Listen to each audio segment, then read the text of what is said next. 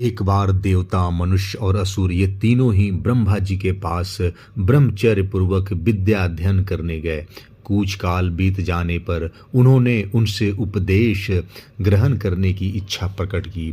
सबसे प्रथम देवताओं ने कहा, प्रभु हमें उपदेश कीजिए। प्रजापति ने एक ही अक्षर कह दिया, द। देवताओं ने कहा, हम समझ गए। हमारे स्वर्गादि लोकों में भोगों की ही भरमार है, उन्हीं में लिप्त होकर हम अंत में स्वर्ग से गिर जाते हैं। अतएव आप हमें द से दमन अर्थात इंद्रिय संयम का उपदेश कर रहे हैं। तब प्रजापति ब्रह्मा ने कहा, ठीक है, तुम समझ गए। फिर मनुष्यों ने प्रजापति ब्रह्मा से कहा, आप हमें उपदेश कीजिए। प्रजापति ने उनसे भी द इस एक अक्षर को ही कहा और पूछा कि क्या तुम समझ गए? मनुष्यों ने कहा, जी समझ गए।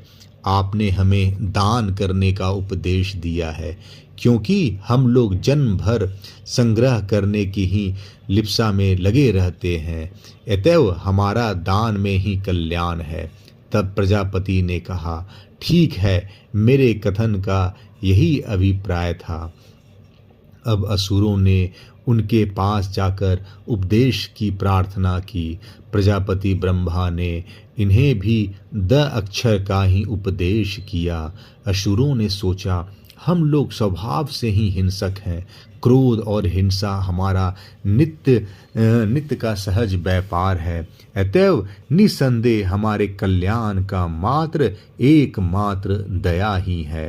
प्रजापति ने हमें उसी का उपदेश किया है, क्योंकि दया से ही हम इन दुष्कर्मों को छोड़कर पाप ताप से मुक्त हो सकते हैं।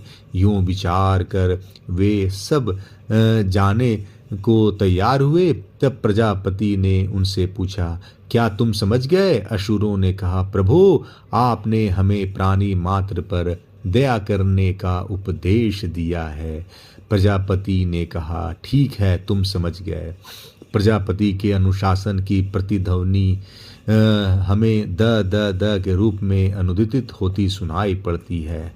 अर्थात भोग प्रधान देवताओं, इंद्रियों का दमन करो। संग्रह प्रधान मनुष्यों, भोग सामग्री का दान करो। और क्रोध प्रधान असुरों, भोग सामग्री जीव मात्र पर दया करो। इससे हमें तो इस प्रकार हमें हमारे आचरण में दम, दान और दया, इन तीनों को सीखना तथा अपनाना चाहिए। आशा करते हैं आपको ये कथा पसंद आई होगी। धन्यवाद।